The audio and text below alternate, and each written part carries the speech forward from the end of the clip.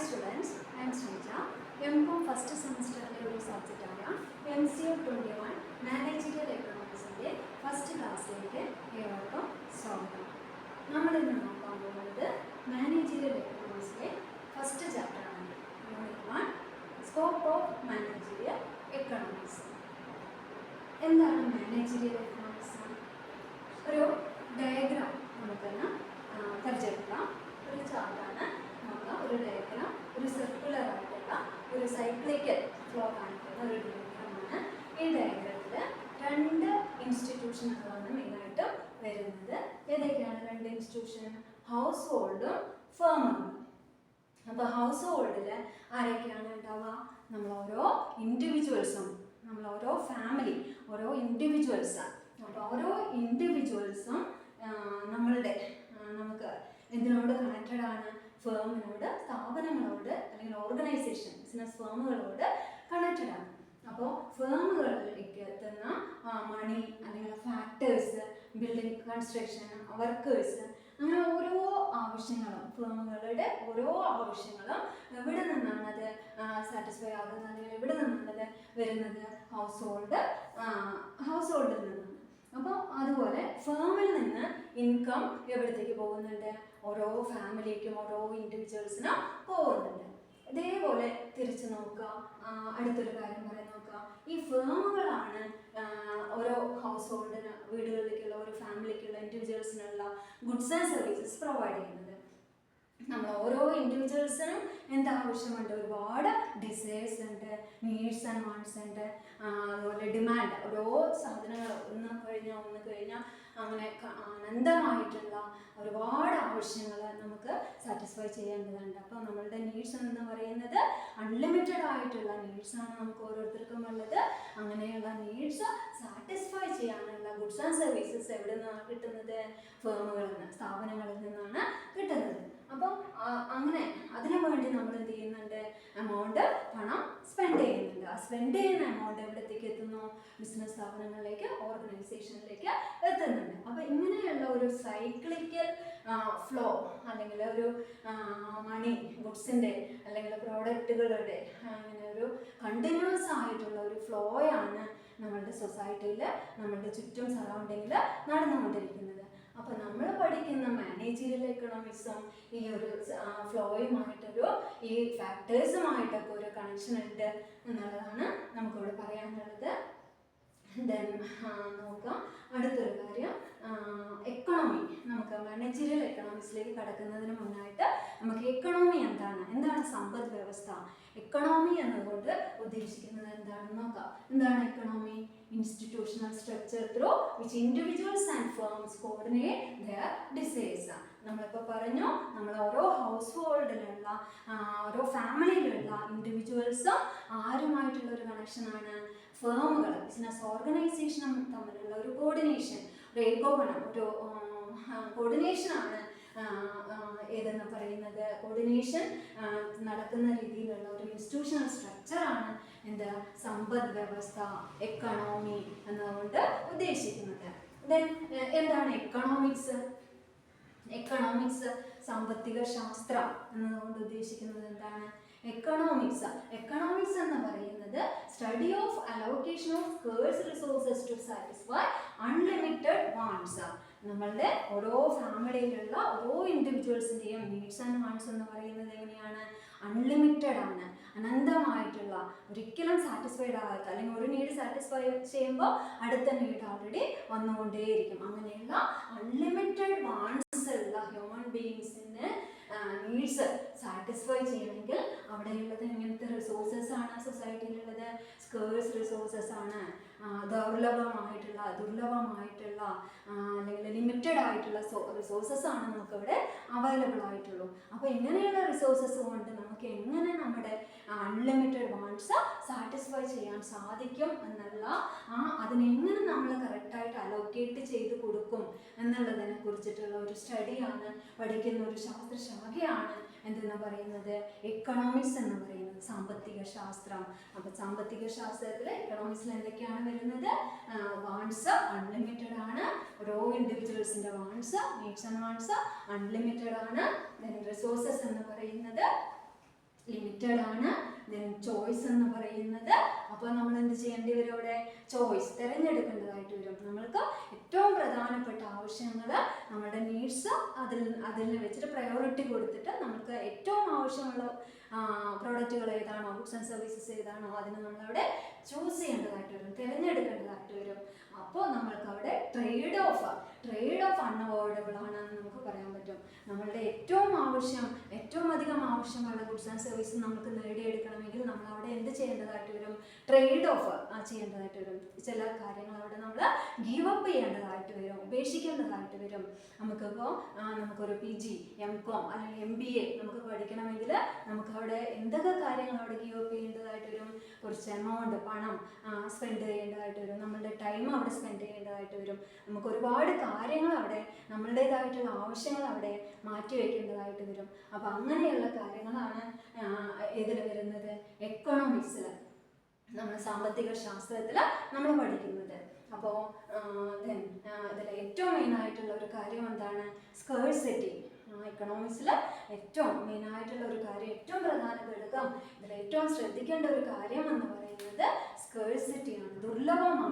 ദുർലഭമായിട്ടുള്ള വിഭവങ്ങളാണ് നമ്മളുടെ ഏറ്റവും മെയിനായിട്ടുള്ള ഒരു പ്രോബ്ലം എന്ന് പറയുന്നത്. അങ്ങനെയുള്ള ഒരു പ്രോബ്ലത്തിനെ എങ്ങനെ നമ്മൾ കറക്റ്റ് ചെയ്തിട്ട് നമ്മളുടെ നീഡ്സ് ആൻഡ് വാണ്ട്സ് സാറ്റിസ്ഫൈ ചെയ്യും എന്നുള്ളതിനെ കുറിച്ചാണ് നമ്മൾ എക്കണോമിക്സിൽ പറയുന്നത്.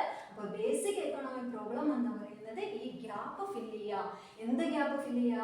Between limited resources and theoretically limitless wants.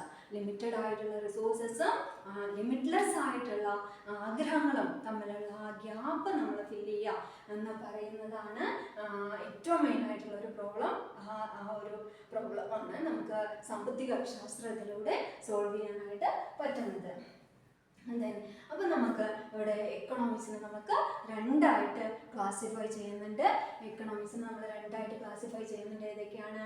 Micro economics and macro economics. എക്കണോമിക്സിനെ, സാമ്പത്തിക ശാസ്ത്രത്തിന് നമുക്ക് രണ്ടായിട്ട് ക്ലാസിഫൈ ചെയ്യുന്നുണ്ട്, രണ്ടായിട്ട് ഡിവൈഡ് ചെയ്യുന്നുണ്ട്. ഇതൊക്കെയാണ് മൈക്രോ, സൂക്ഷ്മ സാമ്പത്തിക ശാസ്ത്രം, അതുപോലെ തന്നെ സ്ഥൂല സാമ്പത്തിക ശാസ്ത്രം, മാക്രോ എക്കണോമിക്സ് എന്നിങ്ങനെ നമ്മൾ രണ്ടായിട്ട് ക്ലാസിഫൈ ചെയ്യുന്നുണ്ട്. എന്താണ് മൈക്രോ എക്കണോമിക്സ്?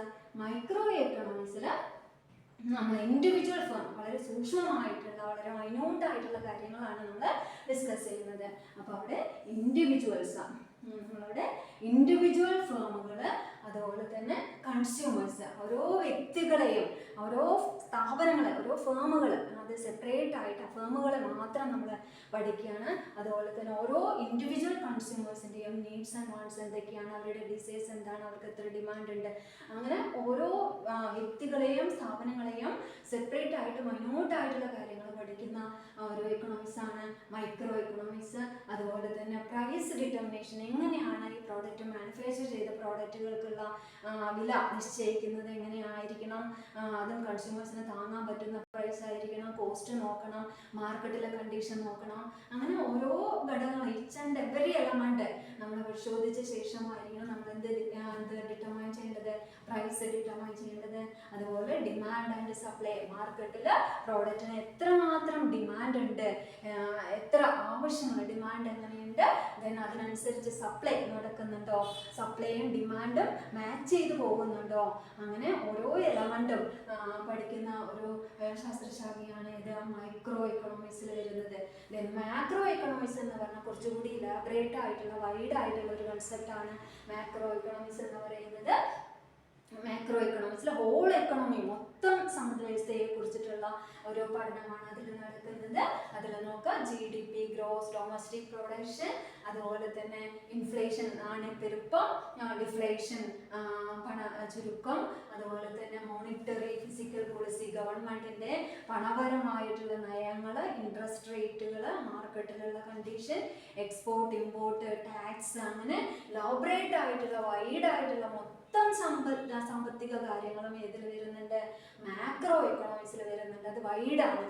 അപ്പം നമുക്കിവിടെ മൈക്രോ എക്കണോമിക്സിലേക്ക് കിടക്കാം. മൈക്രോ എക്കണോമിക്സ് ആണ് നമ്മൾക്ക് ഇവിടെ പഠിക്കേണ്ട ഒരു കാര്യം. നമ്മൾ പഠിക്കുന്ന എക്കണോമിക്സ്, മാനേജീരിയൽ എക്കണോമിക്സ് എന്ന് പറയുന്നത് ഏതുമായിട്ട് കണക്റ്റഡ് ആണ്? നമ്മൾക്ക് ഈ പറയുന്ന മൈക്രോ എക്കണോമിക്സുമായിട്ട് കണക്റ്റഡ് ആണ് എന്ന് പറയാം. അപ്പോൾ എന്താണ് മാനേജീരിയൽ എക്കണോമിക്സ്? കൺസെപ്റ്റിലേക്ക് നമുക്ക് എത്താൻ പറ്റുമോ? മാനേജറിയൽ എക്കണോമിക്സ് എന്ന് പറയുന്നത് അപ്ലൈഡ് മൈക്രോ എക്കണോമിക്സ് ആണ്. നോക്കുക, ഒരു പിക്ചർ നോക്കുക. അവിടെ മാനേജേഴ്സ്, ഒരു ബിസിനസ് ഓർഗനൈസേഷനിലെ മാനേജേഴ്സ് ഇവിടെ ഇരുന്ന് ഡിസിഷൻ എടുക്കുന്നു. എന്തായിരിക്കും ആ ഫേമിലെ ഓർഗനൈസേഷനിലെ മാനേജേഴ്സ് എന്തായിരിക്കും തീരുമാനിക്കുന്നത്, എന്തായിരിക്കും അവരോട് ചർച്ച ചെയ്യുന്നുണ്ടായിരിക്കുക. അപ്പോൾ ഇത്രയും പറഞ്ഞ അവസ്ഥയ്ക്ക് നമുക്ക് ആ ഒരു കൺസെപ്റ്റിലേക്ക് എത്താനായിട്ട് സാധിച്ചിട്ടുണ്ടാവും. എന്താണ് മാനേജേഴ്സ് എന്ത് മാനുഫാക്ചർ ചെയ്യണം, കൺസ്യൂമേഴ്സിന് എന്താണ് ആവശ്യം, സൊസൈറ്റിയുടെ ആവശ്യം എന്താണ്, നീഡ് ആൻഡ് വാണ്ട്സ് എന്താണ്, അതിന് നമ്മുടെ കയ്യിലുള്ള റിസോഴ്സസ് ലിമിറ്റഡ് ആയിരിക്കും. അങ്ങനെയുള്ള ലിമിറ്റഡ് റിസോഴ്സസിനെ വെച്ചിട്ട് നമ്മൾ എങ്ങനെ മാനുഫാക്ചർ ചെയ്യും, എങ്ങനെ പ്രൊഡ്യൂസ് ചെയ്യും, അതിന് എത്ര പ്രൈസ് വയ്ക്കും, എത്ര ഡിമാൻഡ്, നോക്കുക ഡിമാൻഡ്, പിന്നെ എത്ര സപ്ലൈ, എത്ര ക്വാണ്ടിറ്റി, എത്ര പ്രൈസ് എങ്ങനെ വയ്ക്കണം, മാർക്കറ്റിലെ കണ്ടീഷൻ എന്തൊക്കെയാണ്, നമുക്ക് എങ്ങനെ ലാഭം ഉണ്ടാക്കാം, പ്രോഫിറ്റ് എങ്ങനെ ഉണ്ടാക്കാം എന്നുള്ള ഈ പണത്തിൻ്റെ അവസ്ഥ, മണി ഇൻഫ്ലേഷൻ, ഡിഫ്ലേഷൻ, അതിനെക്കുറിച്ചിട്ടൊക്കെ ബേസിക് ആയിട്ടുള്ള ചർച്ചകൾ അവിടെ നടന്നുകൊണ്ടിരിക്കുകയാണ്. അപ്പോൾ അങ്ങനെയുള്ള ഈ കാര്യങ്ങളുമായിട്ടൊക്കെ കണക്റ്റഡ് ആണ് ഏതെന്ന് പറയാം മാനേജീരിയൽ എക്കണോമിക്സ്. മാനേജ്മെൻറ്റും ബിസിനസ് മാനേജ്മെൻറ്റും എക്കണോമിക്സും, സാമ്പത്തിക ശാസ്ത്രം അല്ലെങ്കിൽ സാമ്പത്തിക വശങ്ങളും, ഇത് രണ്ടും കൂടി ചേർന്ന ഒരു കൺസെപ്റ്റാണ് ഏത് മാനേജീരിയൽ എക്കണോമിക്സ് എന്നുള്ള കൺസെപ്റ്റിലേക്ക് നമുക്ക് അവിടെ എത്താൻ സാധിക്കും. അപ്പോൾ മാനേജീരിയൽ എക്കണോമിക്സ് എന്താണെന്ന് പറഞ്ഞത് അപ്ലൈഡ് എക്കണോമിക്സ് ആണ്, അപ്ലൈഡ് മൈക്രോ എക്കണോമിക്സ് ആണ് ഇത് മാനേജീരിയൽ എക്കണോമിക്സ് എന്ന് പറയുന്നത്. ഇതിൽ എന്താണ് ഫോക്കസ് ചെയ്യുന്നത്? ഇന്ററാക്ഷൻ ഓഫ് ഫേം ആൻഡ് ഇൻഡിവിജ്വൽസും വ്യക്തികളും ഫാമിലി ഹൗസ് ഹോൾഡ് ഇൻഡിവിജ്വൽസും ഫേമുകളും സ്ഥാപനങ്ങളും തമ്മിലുള്ള ഒരു ഇന്ററാക്ഷൻ ആണ് മാനേജീരിയൽ എക്കണോമിക്സിൽ നടക്കുന്നത്. അത് മാനേജേഴ്സിനെ എന്തിനു ഹെൽപ്പ് ചെയ്യുന്നുണ്ട്? പ്രെഡിക്റ്റ് എക്കണോമിക് ചേഞ്ചസ്, നമുക്ക് ഫ്യൂച്ചറിൽ എന്തൊക്കെ എക്കണോമിക് ചേഞ്ചസ് ആണ് അവിടെ നടക്കാൻ പോകുന്നത്, സൊസൈറ്റിയിൽ എന്ത് സാമ്പത്തിക മാറ്റങ്ങൾ വരുന്നുണ്ട്, പണം ഇൻഫ്ലേഷൻ വരുന്നുണ്ടോ അതോ ഡിഫ്ലേഷൻ വരുന്നുണ്ടോ എന്നുള്ള കാര്യങ്ങളെക്കുറിച്ച് മാനേജേഴ്സിന് പ്രെഡിക്റ്റ് ചെയ്യാൻ സാധിക്കും. then respond to market condition. Market കണ്ടീഷന് എന്തൊക്കെ സാഹചര്യങ്ങൾ മാർക്കറ്റിൽ വന്നാലും, എന്തൊക്കെ കോമ്പറ്റീഷൻ ഫേസ് ചെയ്യേണ്ടി വന്നാലും, മാർക്കറ്റിൽ വരുന്ന ഓരോ ചേഞ്ചസും അതിനെ എങ്ങനെ റെസ്പോണ്ട്, എങ്ങനെ പ്രതികരിക്കണം എന്നുള്ള കാര്യം മാനേജേഴ്സിന് തീരുമാനിക്കാനായിട്ട് സാധിക്കും. Develop best strategy. ഇവിടെ പിടിച്ചു നിൽക്കണമെങ്കിൽ, ബിസിനസ്സിനെ പിടിച്ചു നിൽക്കണമെങ്കിൽ എന്ത് വേണം? കുറേ സ്ട്രാറ്റജികൾ, കുറേ തന്ത്രങ്ങൾ അവിടെ ഡെവലപ്പ് ചെയ്യണം. അതിന് മാനേജീരിയൽ എക്കണോമിക്സ് മാനേജേഴ്സിന് ഹെൽപ്പ് ചെയ്യുന്നുണ്ട്. then achieve firms objective, സ്ഥാപനങ്ങളുടെ ലക്ഷ്യം എന്തൊക്കെയായിരിക്കാം? ഏതൊരു ഓർഗനൈസേഷനും ഏറ്റവും മെയിൻ ആയിട്ടുള്ള അൾട്ടിമേറ്റ് ഒബ്ജക്റ്റീവ് എന്ന് പറയുന്നത് പ്രോഫിറ്റ് മാക്സിമൈസേഷൻ ആണ്. അതല്ലാതെയും പല ലക്ഷ്യങ്ങളും, ഒരുപാട് ഒബ്ജക്റ്റീവ്സ് മാനേജേഴ്സിന് ഏറ്റവും ബെസ്റ്റ് സ്ട്രാറ്റജികൾ അഡോപ്റ്റ് ചെയ്യാൻ, മാർക്കറ്റിൽ പിടിച്ചു നിൽക്കണമെങ്കിൽ, കോമ്പറ്റീറ്റേഴ്സിൻ്റെ അടുത്ത് പിടിച്ചു നിൽക്കണമെങ്കിൽ, കൺസ്യൂമേഴ്സിനെ സാറ്റിസ്ഫൈ ചെയ്യണമെങ്കിൽ എന്ത് വേണം? കുറേയധികം സ്ട്രാറ്റജികൾ, തന്ത്രങ്ങൾ ഡെവലപ്പ് ചെയ്ത് പിടിച്ചു നിൽക്കാനായിട്ട് സാധിക്കണം. അപ്പോൾ അതിന് മാനേജേഴ്സിനെ ഹെൽപ്പ് ചെയ്യുന്ന മാനേജീരിയൽ എക്കണോമിക്സിൻ്റെ ഒരു ഘടകമാണ് ബെസ്റ്റ് മാനേജീരിയൽ എക്കണോമിക്സ്. അതുപോലെ തന്നെ അച്ചീവ് ഫേംസ് ഒബ്ജക്റ്റീവ്സ്. ഓരോ ബിസിനസ് ഓർഗനൈസേഷനും ഒരുപാട് ലക്ഷ്യങ്ങൾ ഉണ്ടായിരിക്കും. ഏറ്റവും മെയിൻ ആയിട്ടുള്ള അൾട്ടിമേറ്റ് എയിം എന്ന് പറയുന്നത് പ്രോഫിറ്റ് മാക്സിമൈസേഷൻ തന്നെയാണ്. അപ്പോൾ അങ്ങനെയുള്ള ആ ഒരു പ്രോഫിറ്റ് മാക്സിമൈസേഷൻ മാത്രമല്ല, ഒരുപാട് മറ്റ് ലക്ഷ്യങ്ങളുമുണ്ട്. മാർക്കറ്റിൽ ഒരു നല്ല സ്ഥാനം ഉണ്ടാക്കിയെടുക്കണം, നല്ല ഡിമാൻഡ് ക്രിയേറ്റ് ചെയ്യണം, നല്ല പ്രൈസ്, ഒരുപാട് ബെനിഫിറ്റുകൾ, നല്ല ഗുഡ് വിൽ ഉണ്ടാക്കിയെടുക്കണം. അങ്ങനെ ഒരുപാട് ഒബ്ജക്റ്റീവ്സ് ഏതൊരു ഓർഗനൈസേഷനും ഉണ്ടായിരിക്കും. അതെല്ലാം അച്ചീവ് ചെയ്യാൻ ഓർഗനൈസേഷൻ സ്ഥാപനങ്ങൾക്ക് സാധിക്കുന്നത് ഏതിലൂടെയാണ്? മാനേജീരിയൽ എക്കണോമിക്സിലൂടെയാണ്. അപ്പോൾ ഇത്രയൊക്കെയാണ് മാനേജീരിയൽ എക്കണോമിക്സിനെ കുറിച്ച് പറയാനുള്ളത്. എല്ലാവർക്കും മനസ്സിലായി കാണുമെന്ന് വിചാരിക്കുന്നു. മാനേജീരിയൽ എക്കണോമിക്സിൻ്റെ ഇന്നത്തെ ഈ ക്ലാസ് എല്ലാവർക്കും മനസ്സിലായി കാണുമെന്ന് വിചാരിക്കുന്നു. അപ്പോൾ ഫർദർ മോർ ക്ലാസ്സുകൾ നിങ്ങൾക്ക് ആവശ്യമുണ്ടെങ്കിൽ, എക്കണോമിക്സിൻ്റെ മോർ ക്ലാസ്സസ് ആവശ്യമുണ്ടെങ്കിൽ ഈ ഒരു നമ്പറിലേക്ക് കോൺടാക്ട് ചെയ്യും. Thank you.